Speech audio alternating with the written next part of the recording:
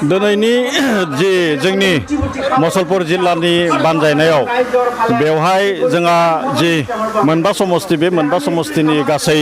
रायजो राजाफ्रा बेवहाय बाहागो लादों जोंनि मानगोनां आफादगिरि प्रमद बर' बिथाङाबो बे नैबे जि सुबुं गौमा बेनि गेजेर बेवहाय बाहागो लादों आरो जोङो दिहिरा समस्ति आरो मुसलपुर समस्ति आरो बागानपारा समस्तिनि जों केन्डिडेट आरो जों आफादगिरि खख्लाबारि समस्तिनि बिथाङा जोंनि बिजाथि आरो बे हिसाबै बिथाङाबो बेवहाय जों जयै बाहागो लादों बेनि गेजेरजों नुनो मोनदों दिनै जेसेबां बेवहाय रायजो राजाफ्रा बाहागो लादों दे जि जोंदि सोलायनाय बे सोलायनायखौ जोङो 2020 मायथाइनि जि बिटिसि बिसायख'थि बेजों मोनगोन बेयो जोंहा रोखा जाखाबाय आरो जोङो फैबाय थानाय समाव जोङो मोनसे सोलायनाय जि मोनसे सरकार बे सरकारखौ जोङो दानो हागोनखौ जोङो रोखाखौ जोङो नुखादों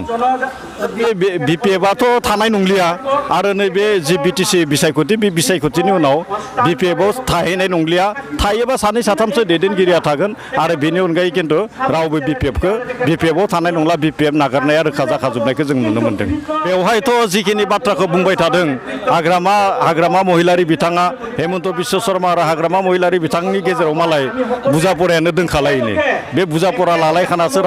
बुंलायखानाय होननानै बिथांमोनहा बुंबाय थादों दा बेवहाय डक्टर हेमन्त बिश्व शर्माया मा इसारा होदों जोंहा बेवहाय बुंनांगौ खोथा गैया जोङो इउपिपिएल हिसाबैनो जोङो राफोदखा इउपिपिएल हिसाबैनो जोङो 40टा समस्तियाव 40टा बियाबाव जोङो माने जों कन्टेस्ट खालामखादो आरो बे हिसाबै जों फैबाय थानाय समाव जोंहा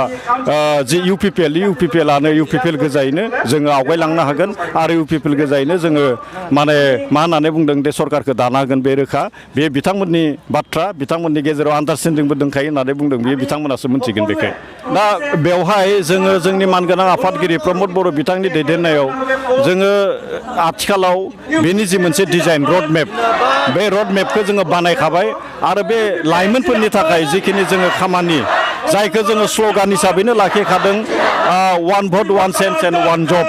दा बेवहाय जाय बिथांमोना बुजिदों बेखौ बुजिखादों आरो बे लाइमोनफोरनि थाखाय जोङो गोबां जिखिनि प्लेसमेन्टनि जिखिनि जब प्लेसमेन्ट बे जब प्लेसमेन्टनि जिखिनि माने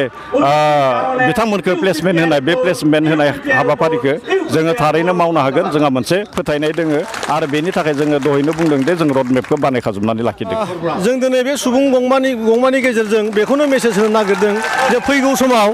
जि जों मोनसे मोजां समाज दानायनि खोथा बुंगासिनो दङ जि सोलायनायनि खोथा बुंगासिनो दङ बेवहाय गासैबो रायजो राजायानो बाहागो लाफैदों आरो जोङो गासैबो रायजो राजाखौ बे मोनसे खोथाखौ बार बुंबाय थाखादों जे फैगौ समाव जों गासैबो जाथि माहारिनो एखे लगे माने सनमान होगोन एखे माने जोंनि सरकारि जि माने आसनि बा जों जि माने सरकारनिफ्राय मोननो हानाय जिखिनि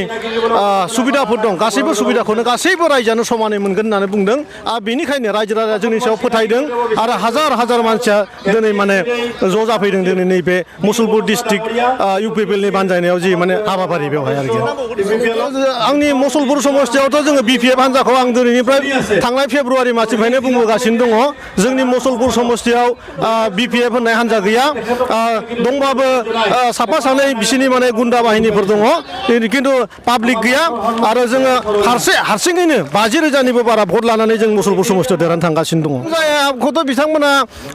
आगोलनिफ्रायनो बुंबोगासिनो दङ खिन्थु दिनै जुदि करपसन नङामोनबा जि रोखोमनि सेन्ट्रेलनिफ्राय फैसा फैदोंमोन बे फैसा माखासेखौ बिथांमोना थिग रोखोमनि बाहायनो हायाखै जायनि जाहोनाव मोननांगौ मानसिया न' मोनाखै जायनि जाहोनाव जानांगौ लामाया जायाखै थ' गासैबो बिबान जाय माने एग्रिकालसार सेक्टराव जि रोखोमनि दुर्निथि जादों बे खोथाखौ गासैबो रायजो राजाया मिन्थिगौ दिनैनि दिनाव प्रमिला रानि बिथांमोना जि रोखोमनि खोथा बुंगासिनो दं बिथांमोना माने थांनांगौ समाव बिदाय लानांगौ समाव गावनि जि दाय बेखौ हागौमानि माने फैस्रानानै गावनाव जाय गैया बायदि खालामना लानो नागिरदों आरोखि दिनैनि हाबाफारिनि गेजेरजों बेखौनो फोरमायनो नागिरदों जे आङो जे दिनै रायजो राजाफ्रा बयबो गावबा गावनि न'खरनि खामानि दामानि दोननानै मावनो गारनानै जे बिथांमोना दिनै जोंनि जि सोलायनाय नागिरनाय जि मोनसे रायजो राजानि मोनसे जि थासारि बे थासारिखौ जों जिहेतुके एबार माने जोंनि बे दोलोआ मोजां माने मोनसे खुंथायनि गोहोजों जों रायजो राजाखौ जेरैबायदि जों हेफाजाब होनो थाखाय जों आवगायबोदों थिग बेबायदिनो दिनै रायजो राजाफ्रा जोंनि बे दोलोखौ हेफाजाब होनो थाखाय आवगायबोदों दा बेनि गेजेरजों आं बेखौनो बुंनो नागिरदों जे रायजो राजाफ्रा एबार जे सोलायनो नागिरनाय आरो दुर्निति होननानै जि जों बुंबाय थादों जे हाग्रामा महिलारि बिथांनि जि सत्रकाल सासन सलायनायाव जे रायजोनो होनांगौ रायजोआ मोननांगौ सुजुग सुबिदाखौ बिथांमोना जाख्ल'जोबनायनि जि खिथेर लानो नागिरनाय बे खिथेर लानो नागिरनायखौ रायजो राजाफोरा एबार थारैनो गमामायै माने फोरमायथि होनो नागिरदों होननानै आं बुंनो नागिरदों नोंथांमोना बयबो मिडियानि गेजेरजों फोरमायगासिनो दं जोंनि मानगोनां आफादगिरि प्रमद बर' बिथां सारा माने फोरमायदों जे 17 बोसोर कार्यकालाव बिपिएफ दोलोआ जिखिनि दुर्निति खालामबोनाय बेनि सायाव माने तन्न बिजिरनाय जागोन होननानै बिथाङा बुंबोगासिनो दं आरो बेबायदिनो जेमान 40टा डिपार्टमेन्टआव जिखिनि दुर्निति जाबोदों बे 40टा डिपार्टमेन्टआवनो जोंनि सरकारा गमामायैनो जुदि फैमारोब्ला जों बेखौ गिबियावनो माने मावनो थाखाय थांखि लादों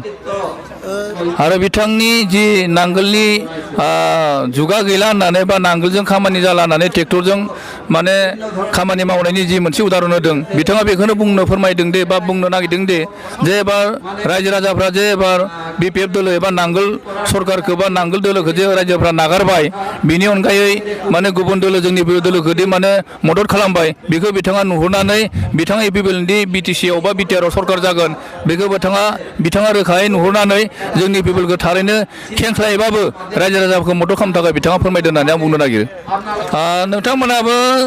नायनानै बुंनो हायो जों बुङोबा बाराद्राय बुंदों होनगोन नङा होमबा दा आंनि नुनायाव आंनि बुंनो नागिरनाय बेनो जे दिनैनि बे एफा माने गेवलां गुवार फोथाराव माने जागा गैयै रायजो राजाफ्रादि माने थुबुर जाफैदों बेनि अनजिमाखौ बुंनो